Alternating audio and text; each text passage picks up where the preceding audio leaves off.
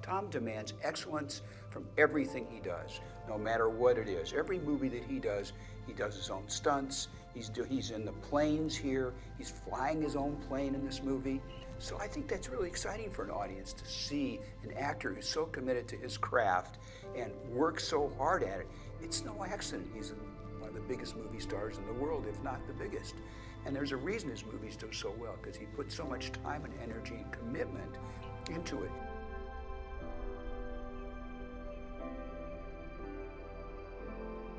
It's real deja vu for me to come back and make this movie with an iconic actor. And just, we had such a great time the first time. But the difference the first time is we didn't know what we were making. We had no clue. We knew we were making a good movie. But this movie took off all around the world. I mean, Tom tells stories where he's in Africa in the jungles and kids will walk up to him and say, Maverick, Maverick. So this is all exciting stuff to come back and be Maverick again and at a different phase in his life and actually be a teacher working with these young pilots.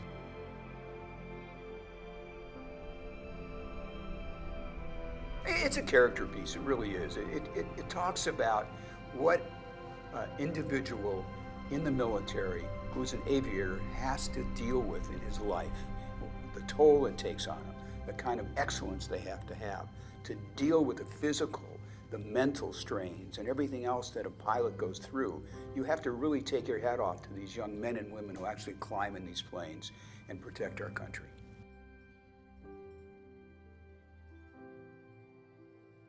What's so exciting about it, we have their best pilots working with us. We have the real Top Gun pilots. They've all been in combat. They're just fantastic individuals, and you have no idea what you go through before a flight. They have 3-hour briefings before a flight where Tom actually is coordinating and choreographing all the flights. So he's working with their aviators and they're designing what they're going to do. So Tom's right in the middle of this and doing everything just like an aviator would do it.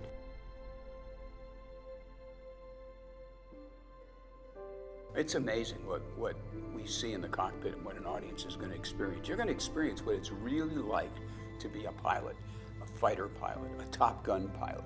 It's so exciting for me to watch this, and you see this aerial footage, which is spectacular looking, and it's such speed. It looks almost unreal, and it's real. It's the real thing.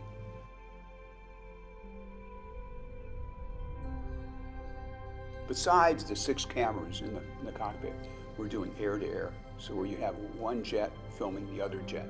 Then we have ground-to-air, so we have cameras on the ground filming these jets that are coming terribly close to them on the ground. And it's how close, even in the air, how our camera ship gets close to these monstrous planes that are flying, at 600, 700 miles an hour. So I think it's pretty exciting.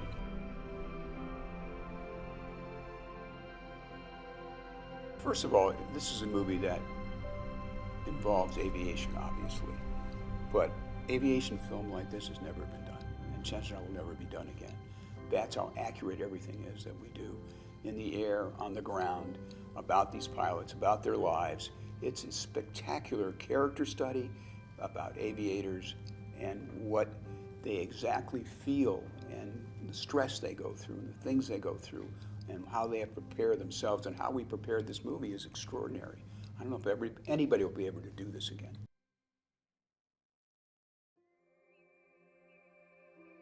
Joe Kaczynski, our director, what we went through to find a director to do this. And Joe had worked with Tom in the past, and Tom knew what an excellent director he was, how he's into the details. He's a techno whiz with everything. He's about character and story. And he's got this fantastic eye. I've been wanting to work with Joe for many years after I saw his first movie, how talented he is. And Tom picked up on that. And really, Joe had the makings of the idea that became the movie.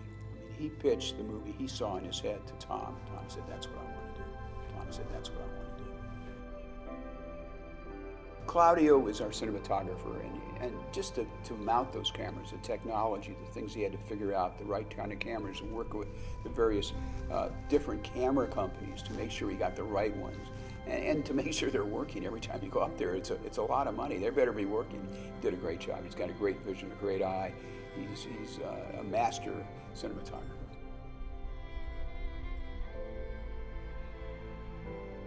Well, I think Maverick carries on the legacy. Tom Cruise carries on the legacy. He's such a terrific actor and individual, and he works so hard, and he cares so much about the process. He's involved in every aspect of it. He just doesn't show up on the set and say, you know, remember his lines and go to work. He works tireless hours on the weekends, rehearsing, going over the script, bringing the cast in, making sure everybody's able to fly. We have ways where the actors actually start learning how to fly to take these G-forces, and he starts them in a prop plane, then he puts them in a jet, and then we put them in an F-18.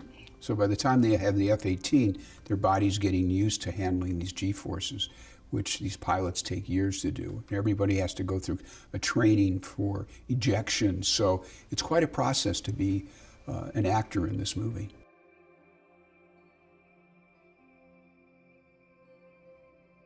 Tom's an aviator. He's an excellent aviator, and he loves flying, absolutely loves it. He has his own plane, and he just, anytime he has free time, he's up in the air somewhere.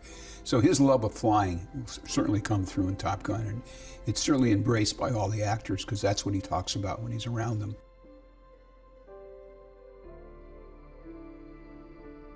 The story worked so well the first time. You fell in love with Maverick, and you became part of what his life was like and how he went through his life. You became Maverick yourself as you were watching the movie.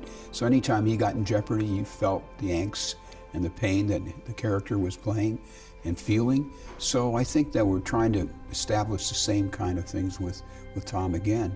But he's such a good actor that he conveys it in every movie that he makes.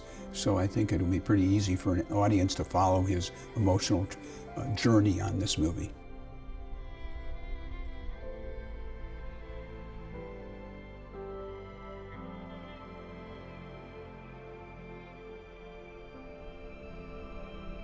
I was thrilled. You know, I had certainly heard rumors of a sequel or something over the years, but you know, it's a story that could easily have another chapter.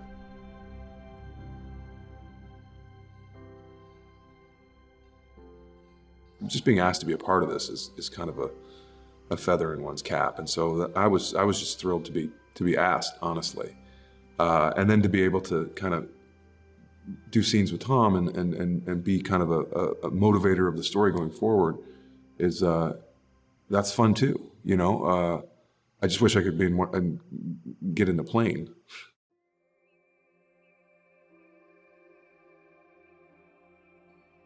He kind of set the tone for a certain style of character for some time. Certainly leading man and hero character of the cocky, kind of overconfident. Hubris gets in his way, but he wins out at the end. And I mean, you see that in movies like Die Hard, and you see that, you know, of that era, that character was kind of prevalent, and that's a very American kind of you know, situation where we like that kind of guys that maybe don't exactly follow the rules all the time, and that's very sexy to people, and it's very intriguing to people, and it's very watchable to people, honestly. And Tom is so perfectly cast in that role.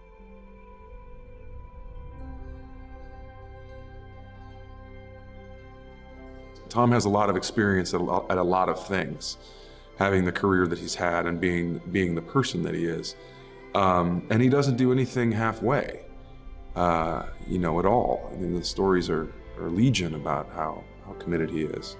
So it's not surprising to me that he then went out and became an accomplished pilot, because of course he did.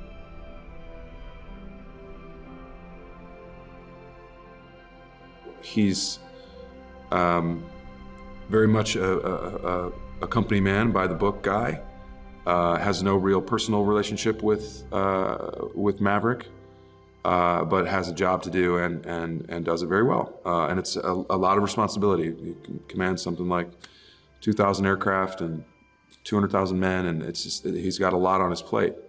And then when the mission comes across his desk to get somebody to do it, he knows he's taking that there's a risk being taken with assigning it to Maverick, but he also has a boss.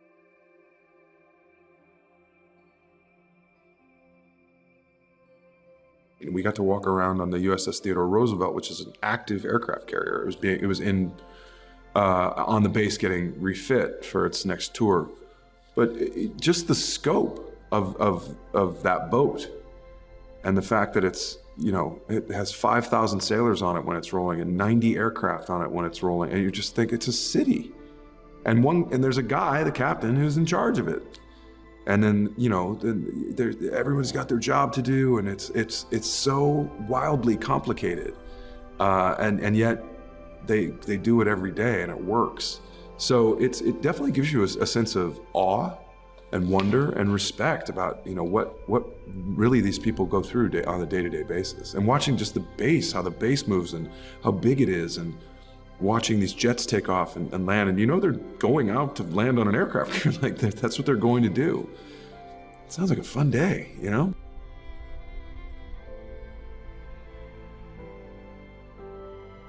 It's a pretty cool environment shooting on the base because these hangars are enormous and there's aircraft in them that aren't props, they're real aircraft. And it's from a scope standpoint, it's impressive. Everywhere you look, there's something cool in the background that just happens to be there. And even during that time, we were seeing, aircraft landing and helicopters taking off.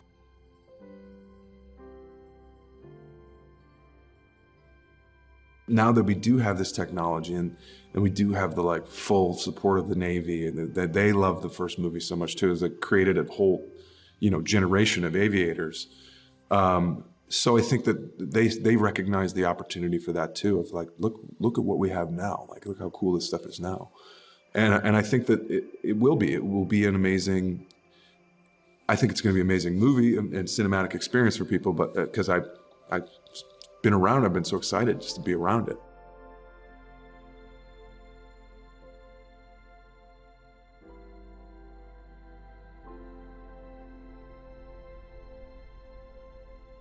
Penny Benjamin is, she's actually mentioned in the first film. She's someone that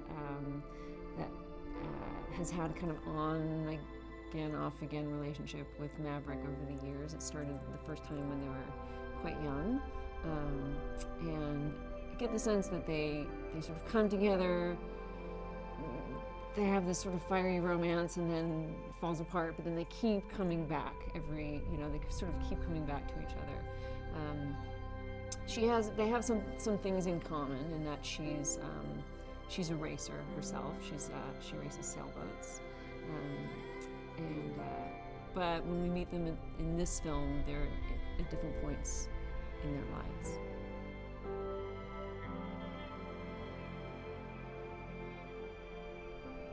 Tom is someone who gets things done, and he's very positive, and he's very, he has a lot of enthusiasm for what he's doing and wants everything to be the best. And I think it's what made this film, the original film, and what makes this film so special is that you're seeing people doing extraordinary things and you know that they're really doing it. And that's kind of amazing to see that. And not many people can offer that, and he has done that consistently over the years.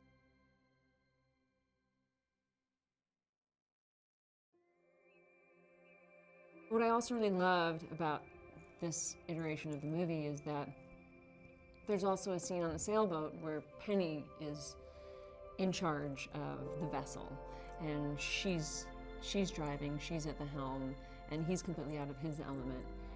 And I love that. And I think it was important that she has that agency and that strength.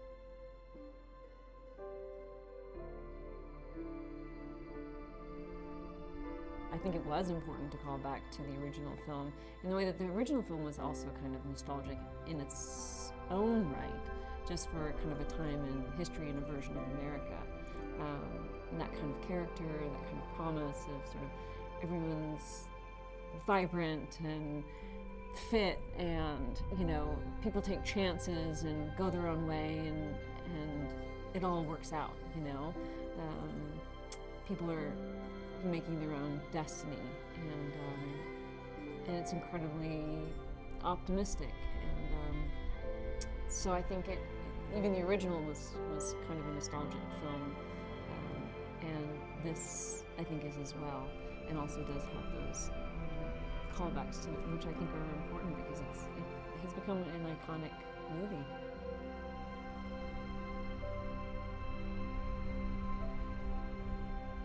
It's really fun. It's really atmospheric and vibrant, and it feels like a place where, good friends come to hang out and have a great time. It's just very alive and full of music and good cheer.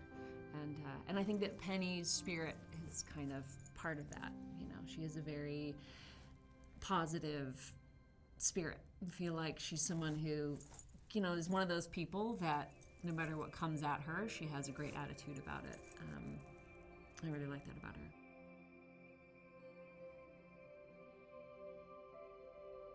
I think the film focuses on the camaraderie of this kind of experience more than combat. It's really about, the teamwork, the families, the relationships. Focuses very much on the relationship between Maverick and Rooster.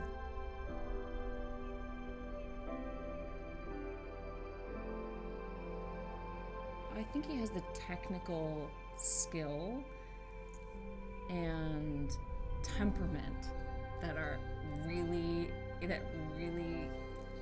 are suited to this kind of epic scaled film. He's able to have that kind of vision and oversight and skill and ability to, it's such an undertaking.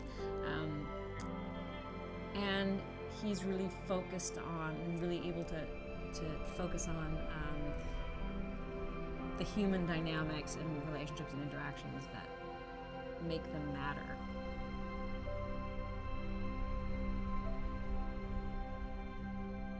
The character himself, I think, is at this interesting point in his life where he's saying, am I relevant still? In what way am I relevant? And how do I fit into the landscape now where we are? I think that's sort of an interesting angle to take. And I think that the journey of him and Rooster is really rewarding and moving. And I think that for people who are fans of the flying sequences in the first film, this is like at another level. It's pretty extraordinary.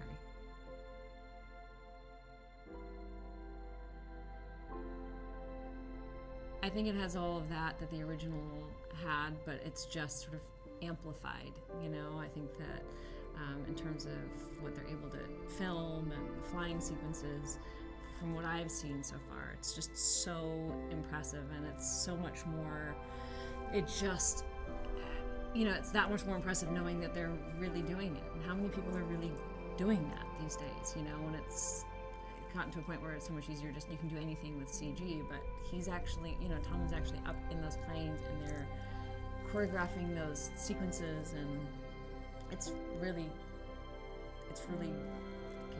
kind of extraordinary.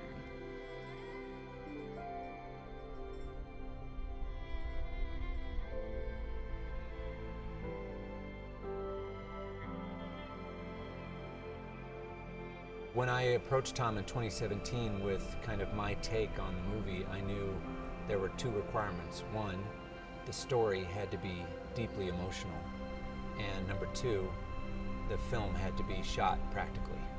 So I knew those were two essential elements to Tom, and that's what we're doing.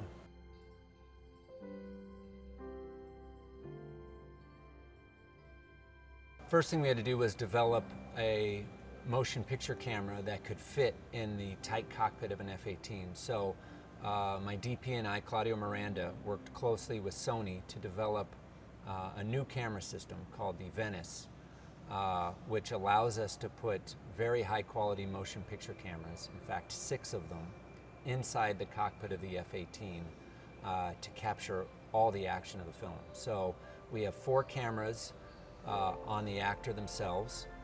We have a wide angle, a tight, 2 over the shoulders, and then we have 2 cameras pointing forward, capturing the forward view. So we have 6 IMAX quality cameras inside the cockpit with the actors while they run the scenes.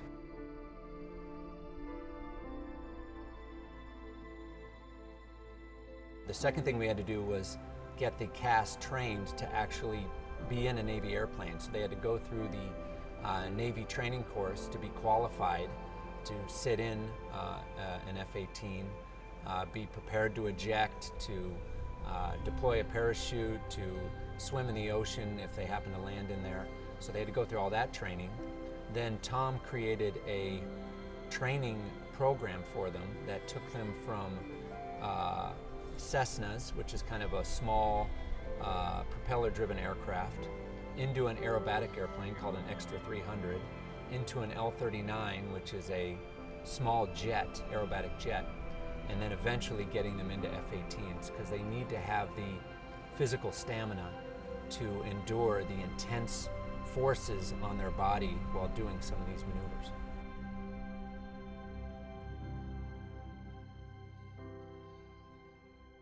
This film is a culmination of all of his experience from Top Gun through all the Mission Impossibles. Everything he's learned in making action films for 3 decades has kind of culminated in the making of this film.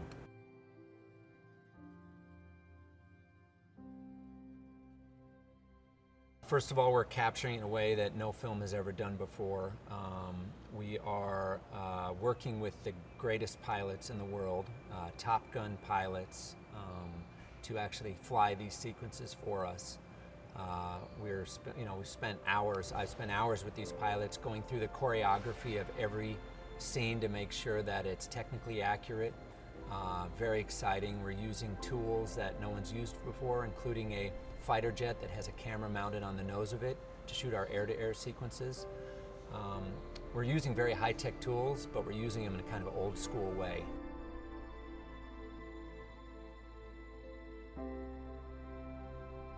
There's no way we could have made this film without the participation of the U.S. Navy. They've been an amazing partner on this film. We've been able to integrate our scenes into their training program so that while they're training the pilots, we're also getting shots for our film. So the partnership has been incredible. We've gotten to go to places that no one's ever seen before, bases that have never been shot on film or people have not even been able to see. We've gone to Whidbey Island, Lemoore Naval Air Station, Fallon, here where we are right now, China Lake, North Island. We've been out on the Teddy Roosevelt aircraft carrier shooting, so we've gotten to see all these aspects of the Navy, and they've given us their best pilots to fly these sequences, so without their help, we would have never been able to pull this off.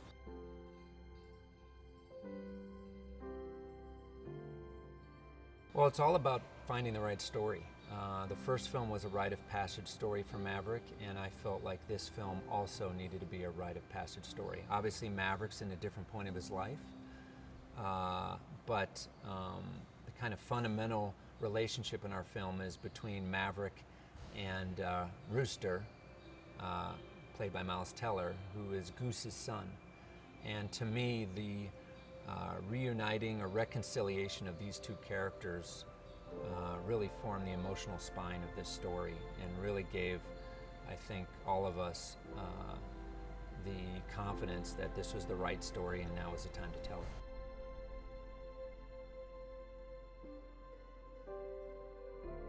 I mean, to be working with Tom Cruise and Jerry Bruckheimer, you know, both whose films I grew up watching. It's been an incredible honor. I learned so much from both of them every day on set. Couldn't ask for better partners on a film, especially this one. It's been an amazing experience, and I feel very lucky.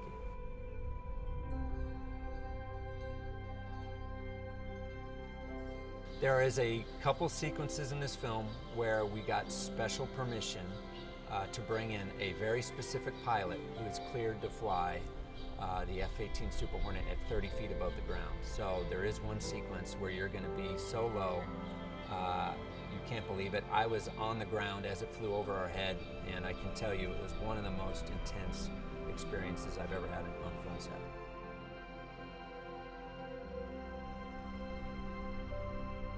I think Maverick, in some ways, is the character that made Tom a superstar. So I think for him, this film holds a very special place in his heart, knowing that it's kind of the film that kicked things off for him, kicked it off to a whole new level. I think that Maverick is very close to Tom's. Maverick and Tom have a lot of similarities in terms of their personality. They're always pushing the envelope and trying to see what they're, always pushing the envelope of what they're capable of, pushing the envelope of the machine or airplane or whatever it is that they're currently in. So it's amazing to see Tom return to that role, put that jacket on, put the sunglasses on, and see him go back into that character.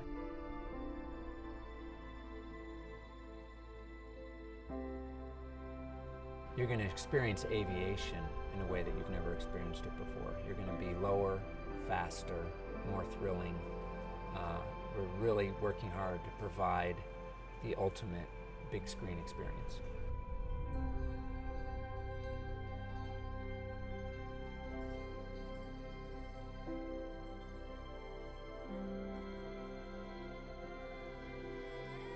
I was in college, and a bunch of guys were like, "What? You've never seen Top Gun? What's wrong with you?" So we went and watched it, and I remember at the time I was deciding to become an actor, and I remember thinking, man, that would be so cool to do a film like that. And here we are.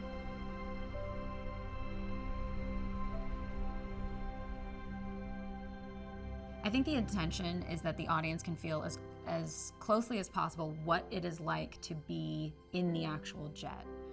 There's nothing like it, but if they can film in the cockpit, 6 cameras going, you get a little bit more of that 360 sense of what it might be like to be in these jets. And, we want the audience to be able to feel that rush.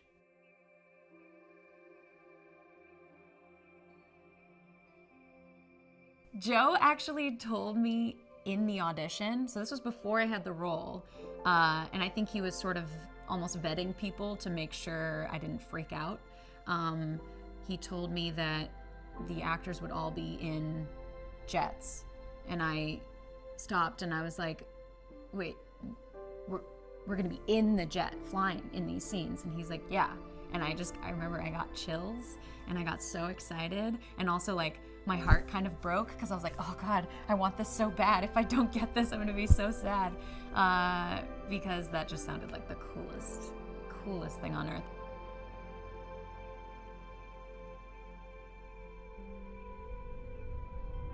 His passion for flying is something that I think is really contagious, and it's crucial for a film like this because this is an aviation movie to the nth degree.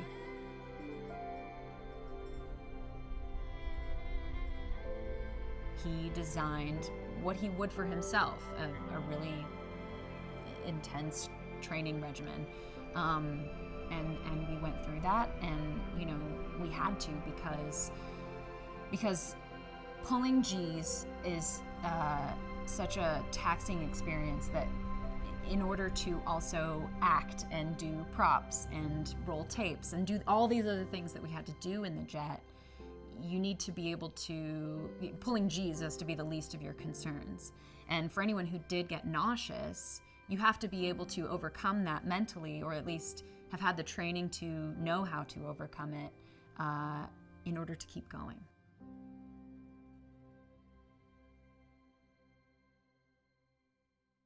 Being in an F-18 is unreal. It feels so different to be in the cockpit than to be watching one go by.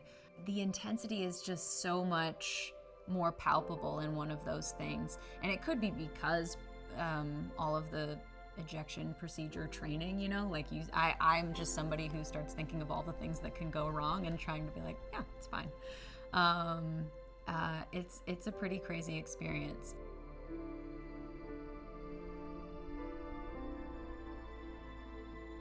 I watch aerial footage now with a completely different eye, because being in the plane and seeing how those things work is like nothing else. But I think in this movie, I think they're going to make people feel as closely as possible what it is actually like to be up there and to see a plane at that distance.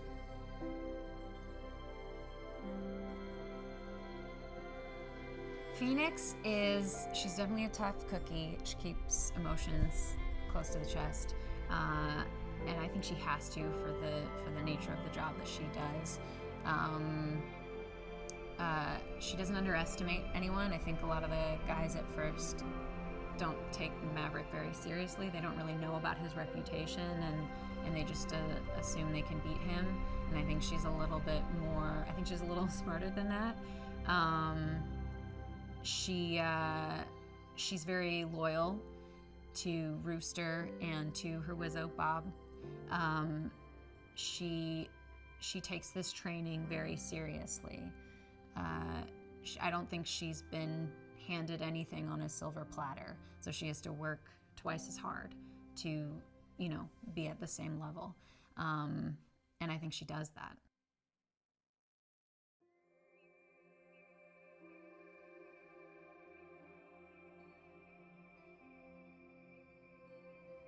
I think any time that you are kind of stepping into which I guess now is kind of becoming a franchise, or kind of carrying the torch and continuing the legacy of something that made such an impact and continues to make an impact, not just cinematically but also culturally.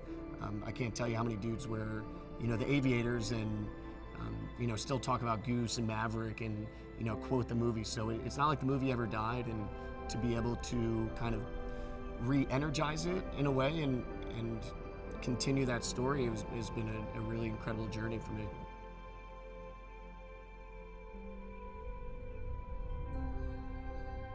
I think Maverick kind of plays by his own rules. I think that it's Tom, which he has done kind of time and time again, created an iconic character. And yeah, I mean, it's almost, when you say the word Maverick, that's kind of what you think of. You don't necessarily go to the literal meaning of the word. You go to Tom's character, and he does. He is a Maverick. He does what he wants to do. He's aggressive, and yeah, he kind of marches to the beat of his own drum.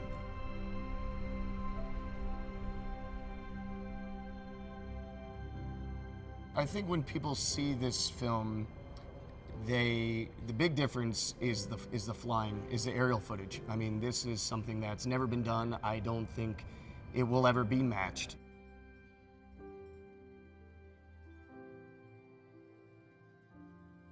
I think the overall vision for the aerial sequences is to really put the audience in the box, as they say, in the cockpit. You're going to feel like you are flying with these guys, for better or worse, because we're doing some pretty hairy maneuvers.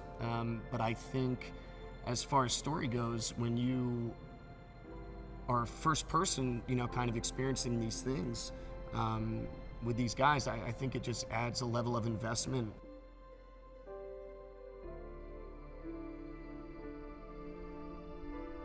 I know Tom didn't want it to be any green screen. He wanted all the actors to be in the jets, and that's something we signed up for. I don't think any of us really knew how tough that would be, myself included. And we started out in the Cessna, and then we went to the Extra 300, which was kind of doing all the aerobatics maneuvers. We also had to get all of this swim training going on because we had to be certified to fly over water in case we had to eject. So we had to have all of this survival training, which was very intense. You get blindfolded, strapped to a chair, in a dunker. Water fills up, they submerge you, spin you upside down, you're strapped in, blindfolded upside down, you gotta get out.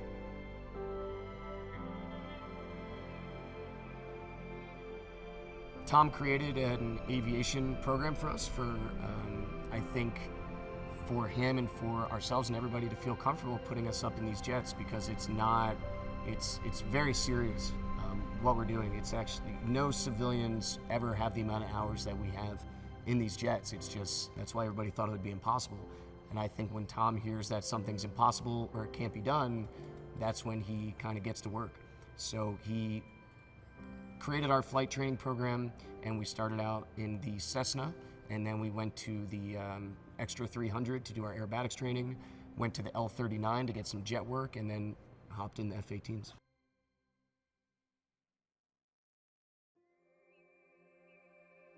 He truly knows everything that we're going through, so he just really took the time to make sure that we were going to be good to go.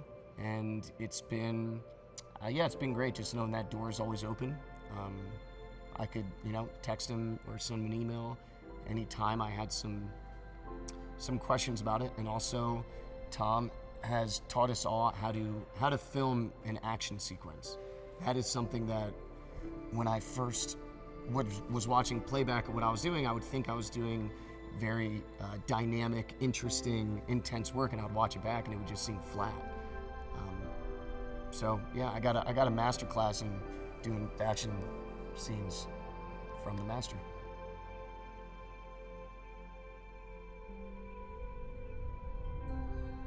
I think Top Gun Maverick checks a lot of boxes. I think first of all, it will be entertaining. That's what you want. You want to go to a movie and be entertained. I think that this movie is very emotional. I think that it's something for all ages. I think we're representing a group of people that are, for me, I have the utmost respect for. I think it's funny. I think it's dramatic. I think it's tense. I think it's high stakes. And as far as aerial footage, we're doing something that's never been done. So it's also, it's a very visionary kind of conquest that we've went on. So I think, it's movies like this don't come along too often. So I'm very proud to be a part of it, and I think that people are in for a treat.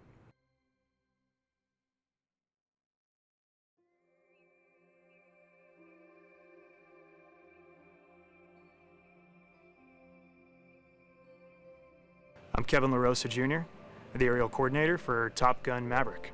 I also fly the camera jet, the camera helicopter, flown the camera drone for the show, and I even drove the RC camera car for the show. So a lot of different job responsibilities, but in total, my biggest responsibility on the show is the aerial coordinator.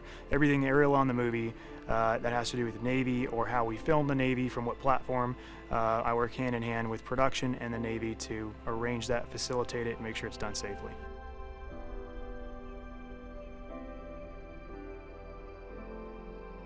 Top Gun was a household movie. I grew up in an aviation family. Grandfather's a pilot. My father's a very well-known stunt pilot and motion picture pilot. So Top Gun was sort of my film growing up. It was, I've seen it hundreds of times. It's just, I can't remember my first reaction when seeing it, but it was an instant love of aviation.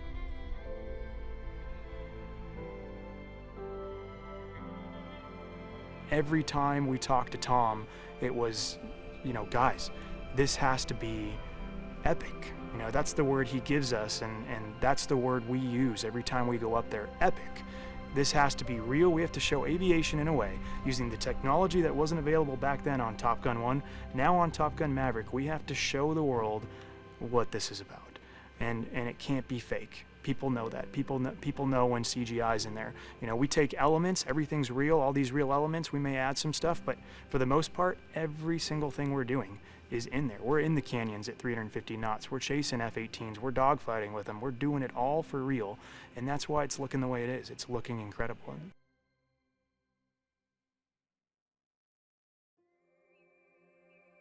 He's an A actor, but he's also an A pilot. When he comes to set and we brief, we go into these briefings, we go fly, Tom is a precision pilot. And it's fantastic to fly with him. It makes sense for him to be doing this for real.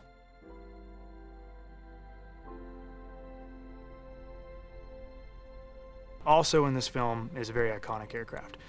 Tom is the proud owner of a North American P-51 Mustang. Not only is he the proud owner, but he's a heck of a pilot in it. And we are portraying this airplane in a sequence in the movie with Tom flying it himself. Great lengths of planning and mission and trying to figure out what we wanted to accomplish with this airplane was done. But what I can tell you is that the airplane is being flown in a manner and shown in terrain and background that I don't think the world has ever seen before.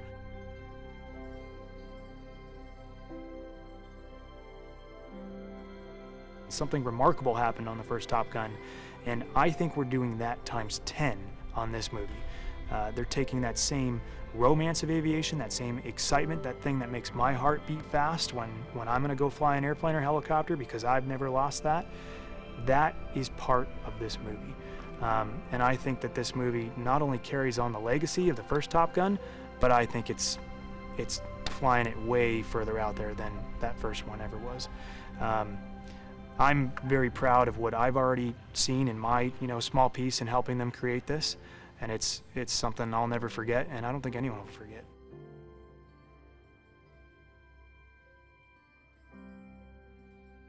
It's a true pleasure working with Joe. He's involved in every single brief. The thing I love about Joe is he sits there and he listens to the pilots and the aviators, and he gets an idea. He knows exactly in his head sort of our limitations, but what the great part about Joe is he knows in his head, he knows that product he wants, and he's able to translate that to us.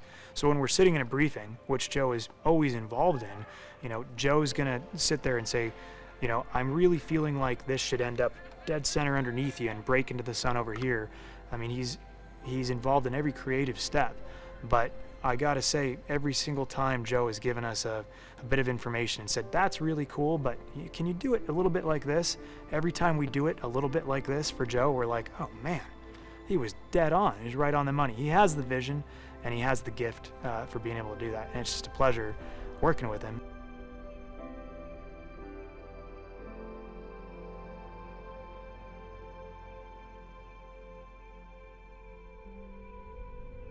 Plan Payback has been a lot of fun. I think it's been the amount of research, I think, that has just gone into what is being a naval aviator and what is being a Top Gun pilot and what it means to be, in this case, you're talking about, top 4, top 5% of all naval aviators have been invited to this thing, right? So what that really means, the discipline that means, the sacrifice that means.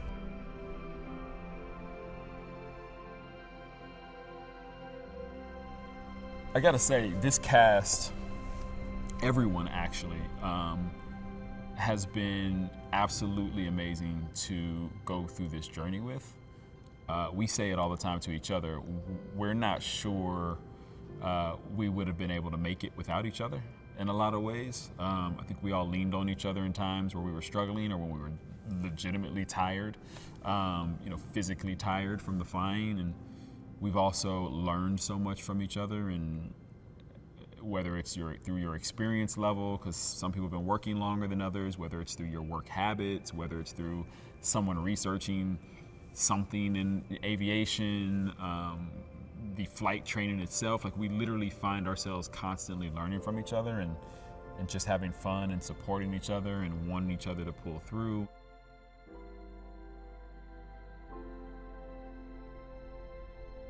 Our flight training and that swim test, I think, was a big part of that. It really brought us together as a group, which is interesting because, you know, in so many ways, it's like life imitating art or art imitating life, whichever way you want to put it. But it's this group of people who don't know each other, Top Gun, and recruits, and then all of a sudden they're put in this situation where, like, every single day they're pushed to their limit and pushed to their max, and they become the best at what they are. And in a lot of ways, I feel like that's what we were doing in real life. Like, we were thrown into a situation where we didn't know each other, and all of a sudden we're put in flight training, we're put in swim training, and we're doing long days on set, and we're being taught by one of the greatest, if not the greatest, that there is.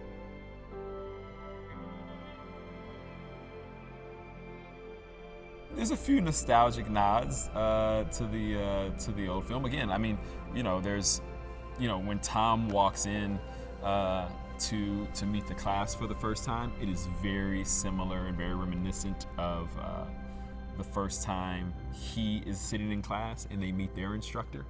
There's a lot of similarities to that, which are really, really, really interesting. Some great choices by Joe to pay homage.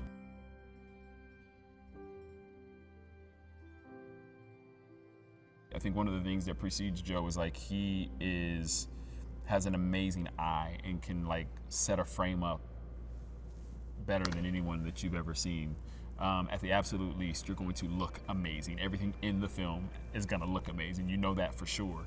And then the rest of it is just on you doing your job, which, you know, is great because that's also where a director steps in and helps you.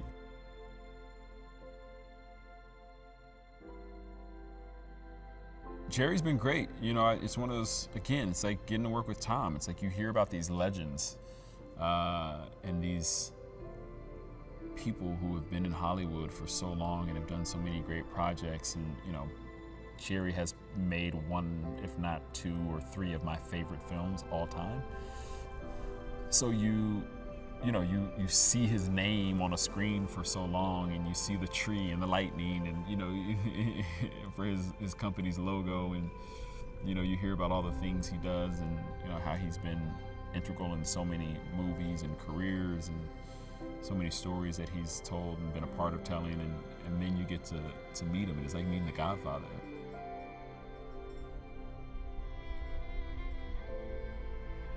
We're making a movie about these pilots who want to be better and who want to be the best. And by competing against the best, they then make themselves better, and then they ultimately become this team and this unit together. And I think that's so much more of an interesting story and so much more of a timely story, just where we at in the world. And also, I think it just makes for great entertainment, to be honest with you, to watch people, you know, try and fail and lift each other up and butt heads, and then all of a sudden you see them start to come together and become one and become a team. And I think that's a very important message.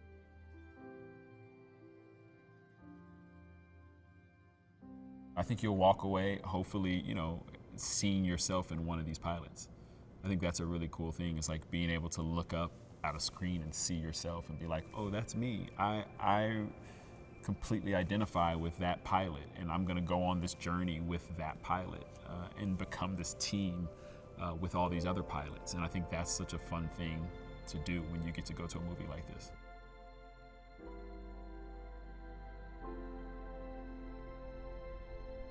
Pilot flight enrollment all across the world, I'm sure, will go up everywhere. I'm sure of it. There's definitely gonna be a lot of people who are gonna want to be pilots after this.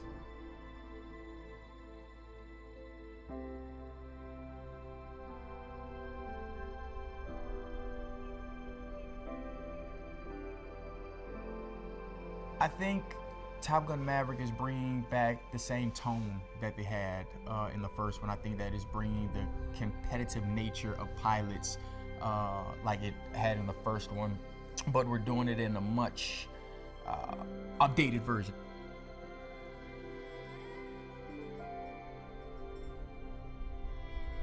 Coyote is the life of the party. He is the jokester. He is the comic relief to all of the seriousness behind it, but Coyote is also the person who wants to be the best, and he essentially is the best. He graduated from Top Gun. He's one of the best pilots that have been called on a mission. but he just seems to always fall short, and he always feels that he has to prove himself.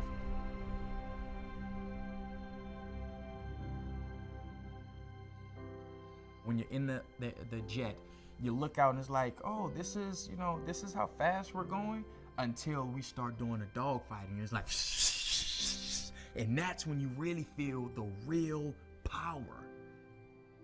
Wow. Wow. I miss it. I actually have withdrawals. I texted in a group message and I said, you guys, I was driving in my car and I put it in reverse and I felt like a G coming on, but it was my mind getting so. That's when we were doing our training, like flying like 2 or 3 times a week. And I was like, you guys, I feel like G's coming on my body. They said, what is going on? They said, what is going on with you? I said, I don't know. I think I'm having withdrawals. I think I need to go pull some G's real quick just to flesh it out or something.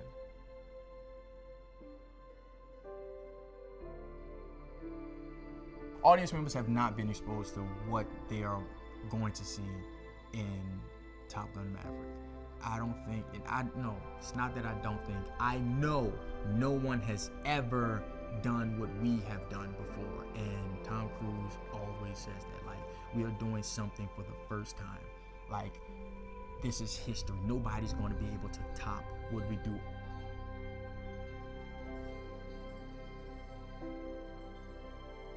Joe is a very smart director. He's a very smart person in general, and he knows what he wants. He has ideas of what he wants, and Joe has a great eye and skill set for visual imagery. So what he's going to do for Top Gun Maverick is going to improve the first Top Gun visually. Not saying it wasn't, up to par, but he's going to have audience members on the edge of their seats because the flight sequences that he's come up with and what he plans on doing with it is just outstanding.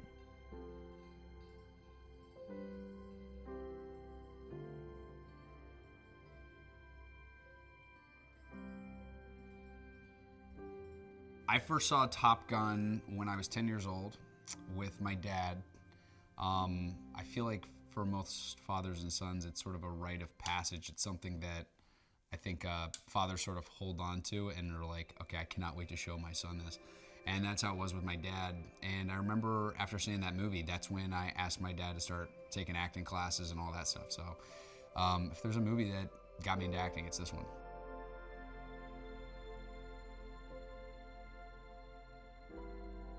Everyone knows sort of the lore of Tom, but I think until you are in the trenches with him and see how much he cares and see how much sweat and blood and just TLC he throws into this thing, you won't understand what this movie means to him and how excited he is about sharing it with the world.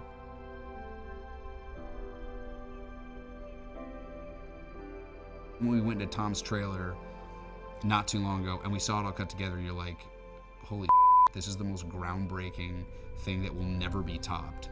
And it's because Tom has 35 years of flight experience under his belt, and he knows exactly what looks good on camera, the physics of how to actually pull it off, and knows logistically how to talk to the Navy and the Air Boss and how to actually execute this. I don't know if there's another movie star on the planet or another person on the planet that could actually make these aerial sequences happen. And when you watch them, your jaw's on the floor and you're like, holy he did it.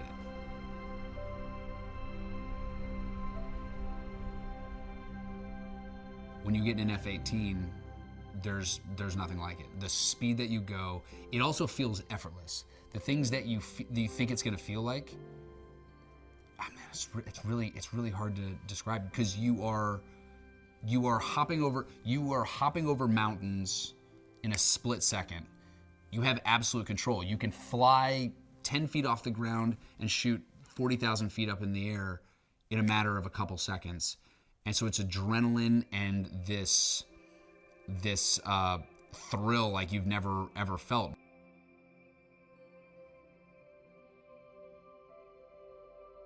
I would say Hangman is like a cross between Iceman and Maverick from the first one. He flies alone, so he flies like Maverick.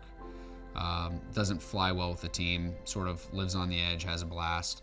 And I would say he sort of has the ego of Iceman. He knows he's the best, and he's not here to make friends. He's here to be team lead.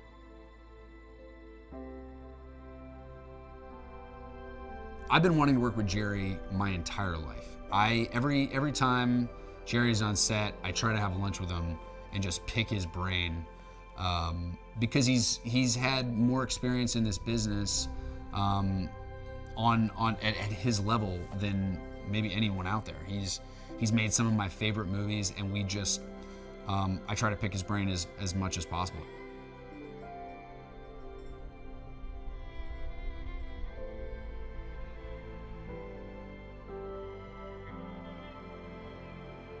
Top Gun Maverick is gonna be the first film to ever shoot inside the cockpit of an F-18, shoot outside of it, shoot with another one following it. It's pushing cinematic boundaries. It's cinematic history just because it's never been done, but it's also not just taking a little bit of a step. It's taking this massive leap into this area that no one's ever dreamed of touching. It's planet Earth at 700 miles an hour with a 6K camera and an Oscar-winning cinematographer and a fantastic director and mastermind producer and fantastic actor behind. So it's one of those things that's the perfect storm, and it seems almost too good to be true.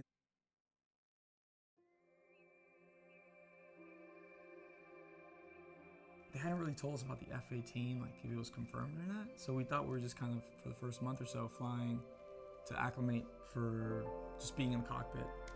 So when they told us about the F-18, somebody mentioned right after, there are more people that have won Super Bowl rings than have flown F-18s. And at that point, I'm like, all right, so I didn't make it as a professional athlete, but I'm gonna be able to be to say that I was in an F-18. So that's been extremely special. And yeah, that first moment was I just couldn't believe it.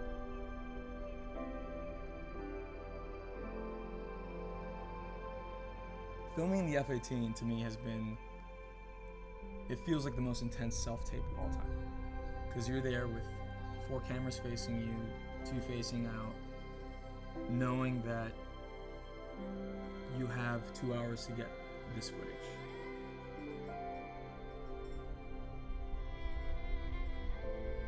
Fanboy is a weapon system operator. He's a backseater, in other words. And he's this joyful guy that's happy to be there, and he's obsessed with all things Navy. And so the inception of Fanboy, at least the conversation with Joe, has been that in this documentary we saw, Speed and Angels, there's this one guy that's, since he was a little kid, he just that's all he ever craved. That's all he ever tried to learn about. And this idea of a weapon system operator that's kind of the same, this guy that's just he knew what he wanted to do from day one, and he went and did it, created Fanboy.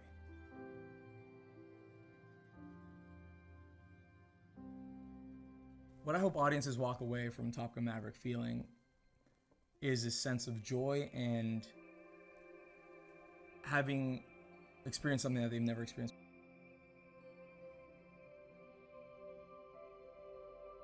It was knowing you're going to be a part of history. Everything he's done is fantastic, and I don't know, he's a hero.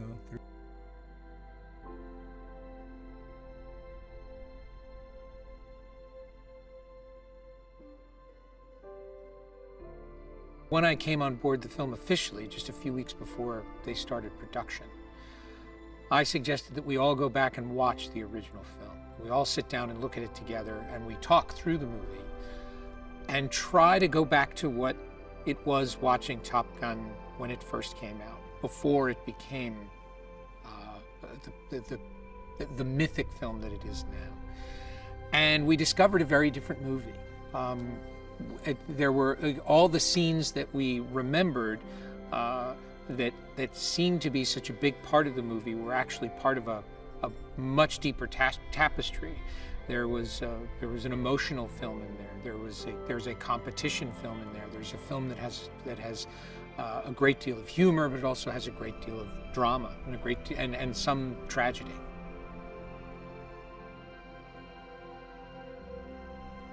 during the writing of the film, also during the shooting and in the editing of the film, we found ourselves time and again leaning towards recreating moments of the film, leaning towards as opposed to creating new ground.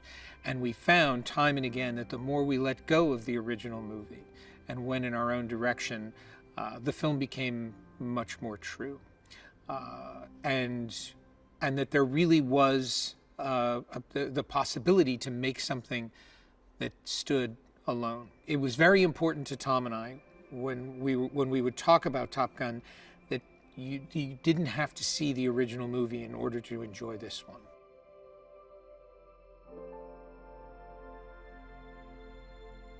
The pilots in the film, that was a fascinating challenge. We very much wanted to have a more developed group and a greater sense of the pilots around him. One of the things I said to Tom in that early meeting was that the original Top Gun was not just about Maverick. It wasn't just about Maverick and Goose. It was about a culture. It was about the culture of these pilots and the competition that they all had with one another, the spirit of competition that they all had with one another. And we wanted to bring some of that in, but it also had to, again, be its own story. And as a result, all of the pilots that were in this film seem to be more richly drawn. It seems to be a deeper bench of pilots, but also a richer canvas.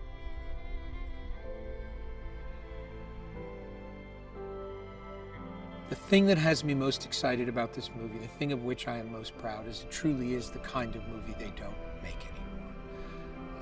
anymore. Not just in its scope and its scale, but in its emotion, in its characters, in its storytelling. It's very much a modern film, but it's also very much steeped in classic storytelling that I just don't see anymore.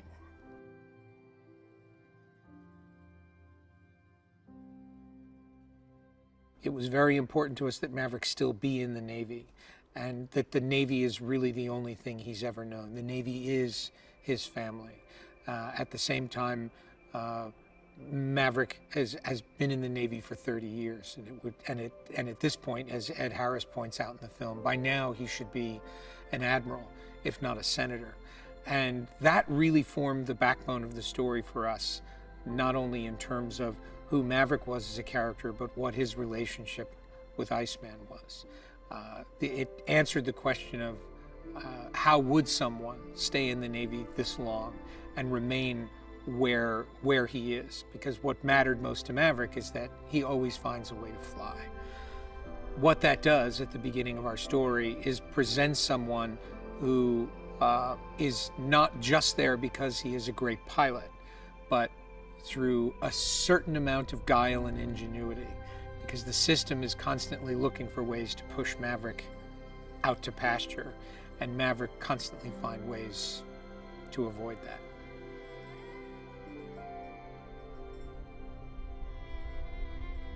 Goose permeates just about every frame of this film.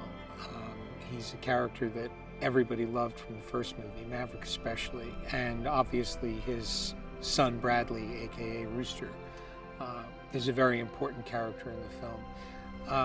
And it was a real challenge because, again, we didn't want to take audiences out of the movie and ask them to remember another film. So we had to reintroduce Goose as a character. We had to reintroduce him as a spirit in the story. And that very much came through, even down to the line, "Talk to me, Goose." The decision of whether or not to use that line, and whether to play with that as the reference of the film.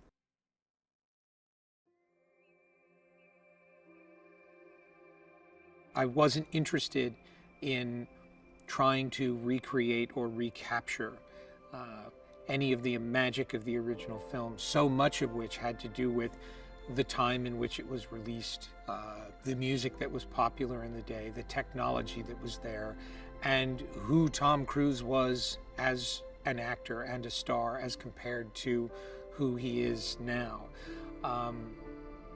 More than anything, I just wanted to be part of a really good story. And that's all Tom and I focused on from the very moment that I came on board. What is the story and why do I care? And we were challenged every day to not focus on the original film, to not be daunted by it and overwhelmed by it. And much in the way that Goose is a spirit that looms over Maverick, the original Top Gun was a spirit looming over us. We knew that we owed fans of the film a film that was just as good, if not better. But we also knew that the film we were making had to stand alone. And I think what we ended up with was a film that both honors and compliments and elevates the original.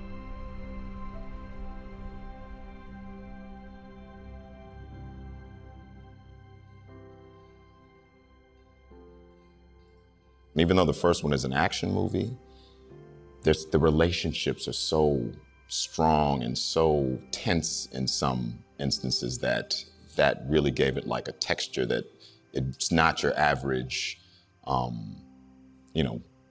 movie, fighting movie, military movie. It was more than just the average military film because of the relationships in it. So the second one deepened those relationships even more. And it almost, when I read the second script, I came out of the office thinking, this is a relationship film kind of disguised as an action film.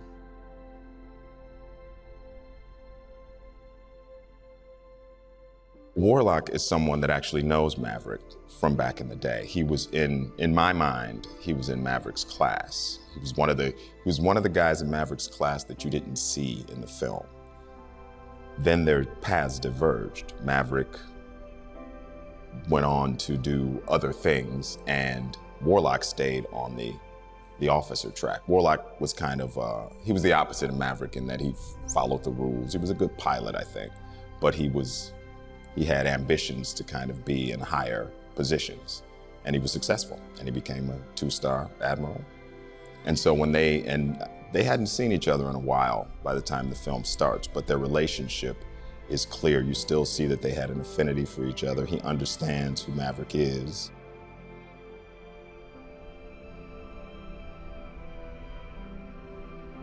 Joe is a big picture guy, so he kind of sets the frame, makes sure everything is authentic. Like I said, we have the greatest naval advisors you could ask for, and once that's set, he kind of lets the actors do what they do. So you have a lot of freedom within the frame.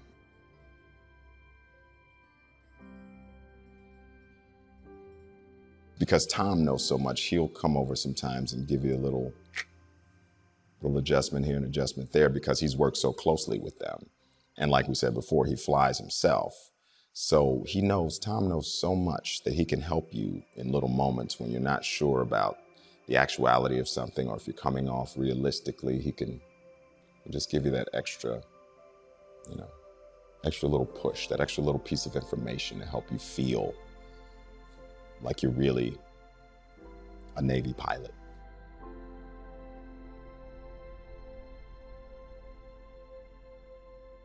You know you're in a Jerry Bruckheimer film, first of all, because he's a constant presence.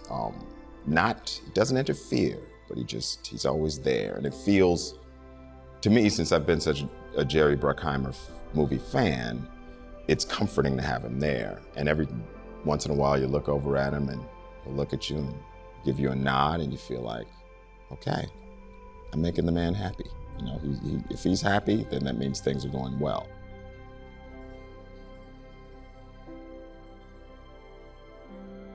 I've literally had 5 to 6 pilots come up to me without me asking and say that the original Top Gun made them want to fly, made them want to be pilots.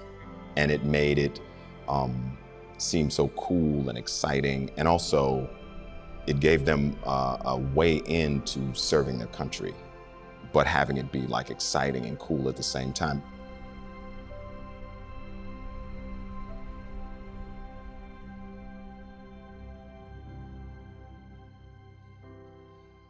when you see this movie, you should be both reminded of some of the things you liked about the first movie, but more than that, you should be blown away by all the new stuff we're doing, including, you know, having all the flying be real and be practical and putting those guys really up there. And believe me, as an actor, you know, when you put somebody in an actual F-18 that's actually going as fast as it's going and flying, you know, however close, 20, 30 feet from the ground, upside down, that affects your performance. It becomes a lot more real because it is real in that moment. And that's something you've never seen on movies before.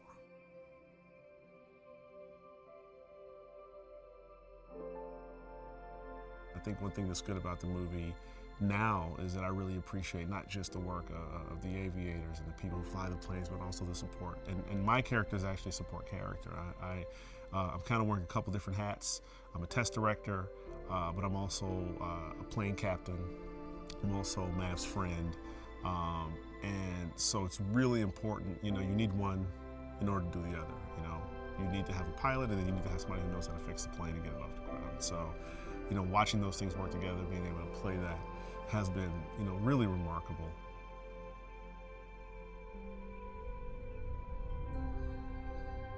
Hondo is Maverick's best friend, and he's a guy who can be honest with him.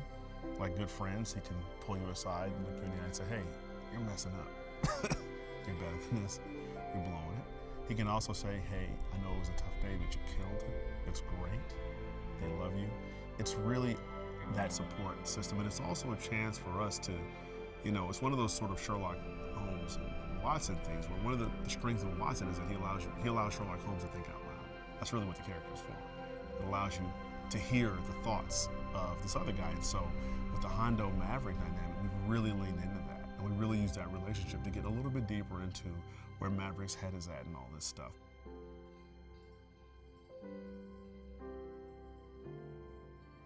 To work with Jerry Bruckheimer feels like a dream.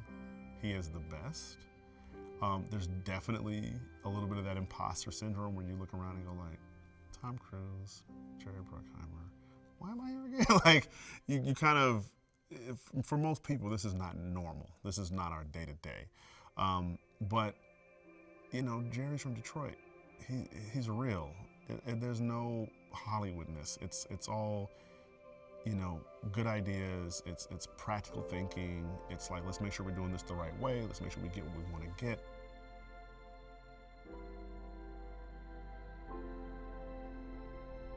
Joe Kosinski has a very wry sense of humor that is unexpected and wonderful.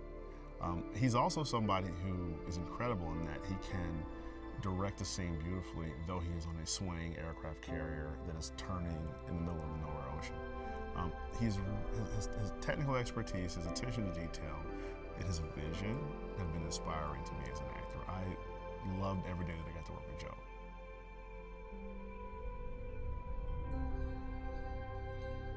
I think the movie will have a slight throwback vibe to it in some of the framings that they chose. That was on purpose, a bit of an homage to 80s filmmaking. But the technology, the depth of performances, and again, how Tom is putting people in cockpits. I've never been seen, you know, in a movie like this before. Everything about this movie is tomorrow. It's the future. And so this is going to set a whole new standard.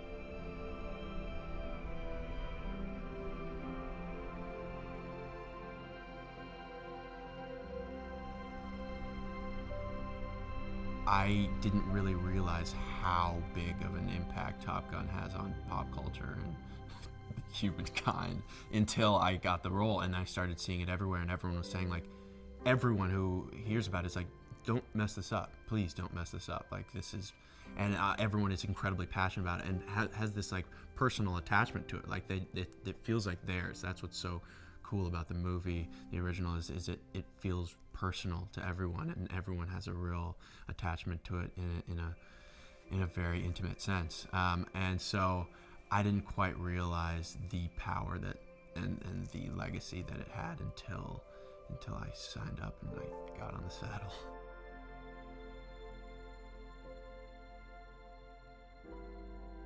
Ante, I'm pretty sure, is being so upped that it will not be able to be upped again.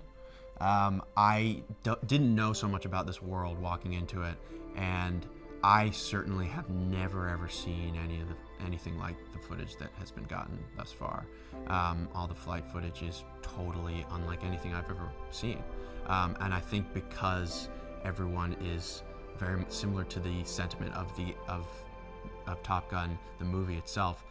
Everyone on this movie is trying to better beat themselves.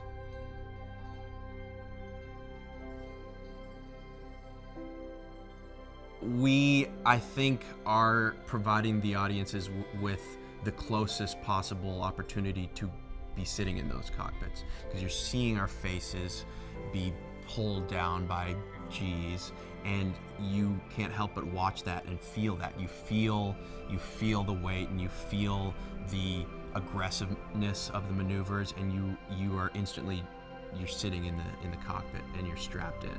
It's kind of something that you can't really replicate with CGI. You just simply can't. You can't fake it.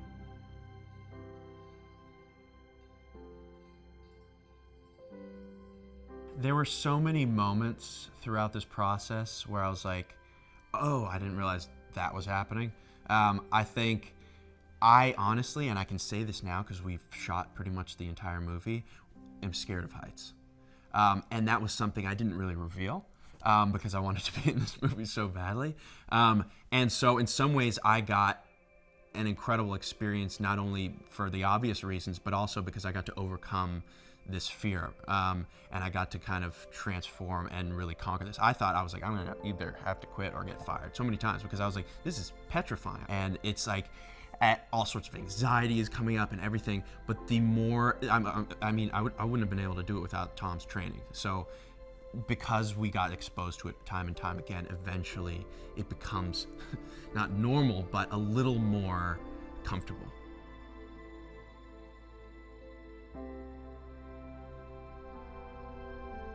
I think Tom created this aviation training very generously because he knew that this is what he wished he had in the first one. I think he went into the first one, everyone did, ill-prepared, and Tom knows what it takes and what should, better than anybody, like what kind of training is needed to get actors comfortable in these situations with these kind of, in these environments as fast as possible, so that they can do the acting that they need to do, but that there isn't an overload of information. And so I don't think we could have done it without the training. I think Tom was on point by doing that, and I personally couldn't have ever done it without the training.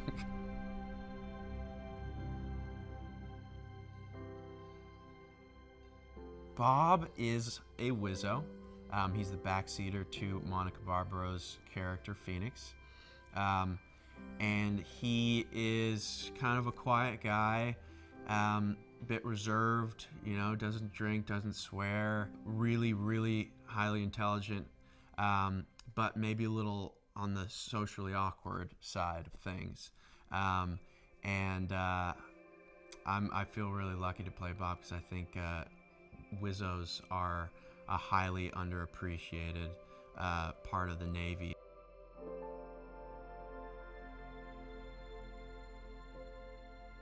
I think Joe is an extremely clean and stylish director. He has extremely good sense of aesthetics, and can make these absolutely gorgeous and pristinely aesthetic masterpieces, and that have his his print on them, his imprint, and that's what we're getting with this movie. So in some ways, he's definitely doing justice to the aesthetic of the original and the cool kind of 80s rock and roll vibes, but also giving it this totally crisp, clean, and cool, like the epitome of cool, just like blanket around it that I think only Joseph Kosinski can really do.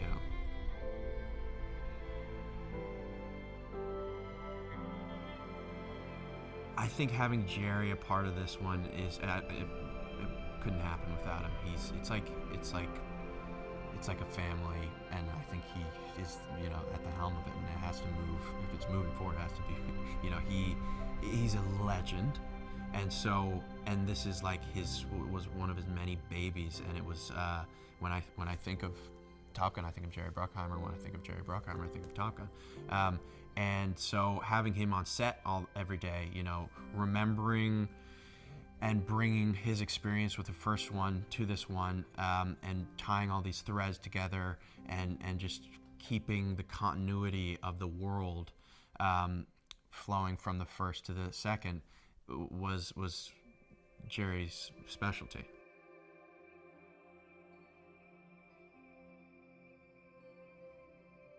What is Tom not bringing to Top Gun Maverick? He is very much the nucleus of this thing, and he, I think, is bringing his extremely extensive knowledge and library of experience from all these movies that are highly successful and highly entertaining to this movie, and it's kind of, he's, you know, the pinnacle of all of this stuff that he's learned, and he's also amazingly eager to share that with us. We've been so lucky that he is like very earnestly wants to pass this extremely valuable and rare knowledge onto us, and put it into a movie. And so Top Gun is getting this it's like, you know, the bottleneck of all of Tom Cruise's knowledge and about filmmaking and about making a good, fun, entertaining, and dramatic movie.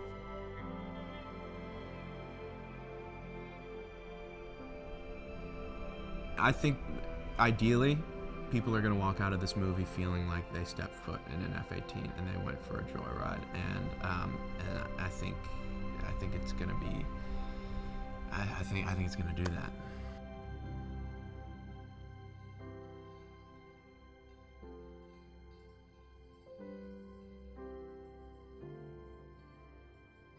I think the sequel's been in the works for a very long time. I think Jerry and Tom have been talking about it for many, many years, and you know, it was very important for everybody to make a grounded film and something that was very tactile and not relying on a lot of CG. So our efforts were always geared towards that, and then obviously character and emotion and figuring out what that meant, because it is my first conversation with Tom when we talked on the phone. He was in the middle of shooting Mission, and he said to me, you know, it's a competition film, and that's family, that's the emotion of it, it's about the characters, we have to remember that and stay true to the original. So that was very kind of, we knew what our pillars were as we were starting to write the script.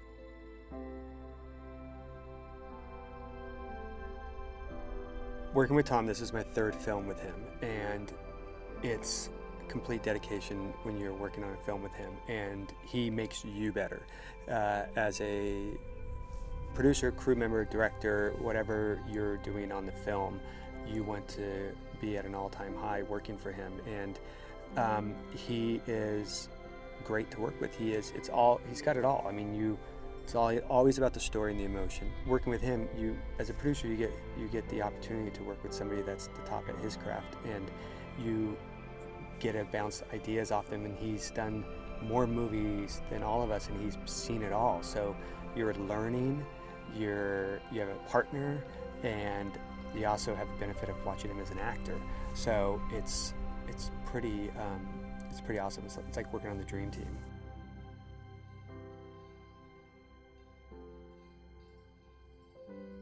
Having Jerry Bruckheimer as your producing partner on a film is it's a dream. You can never ask for more. I mean, Jerry has seen it all. Jerry has done a lot of movies. He's seen every situation. He knows how to handle them. He is very calm. He's very respectful. He lets you do your process. He will come in and talk to you, and when he's got his points, he'll let you know. But just having Jerry as a producing partner is like the best thing ever.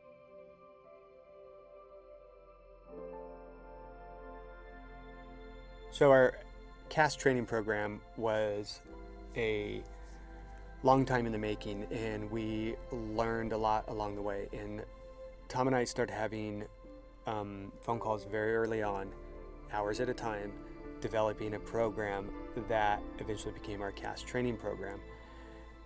I did not understand it. Joe did not understand it. Tom is an aviator. Tom understood flying. Tom understood the planes. Tom understood what the actors would be doing in the plane and how they would have to properly train to do what they needed to do in the plane. We interviewed them and told them exactly what things were going to be like and explained to them what they would be feeling in the air. So having Tom help and develop the training program was priceless. I mean, we wouldn't be doing anything we were doing on the film if that did not happen.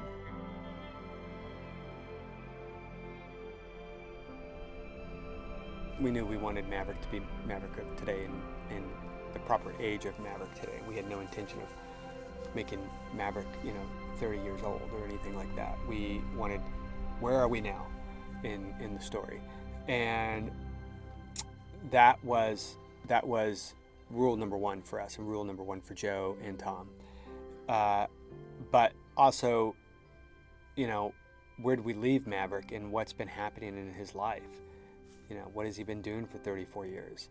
So I think we came to a great storyline of where has he been, and also what has he been dealing with for all of these years after his best friend died.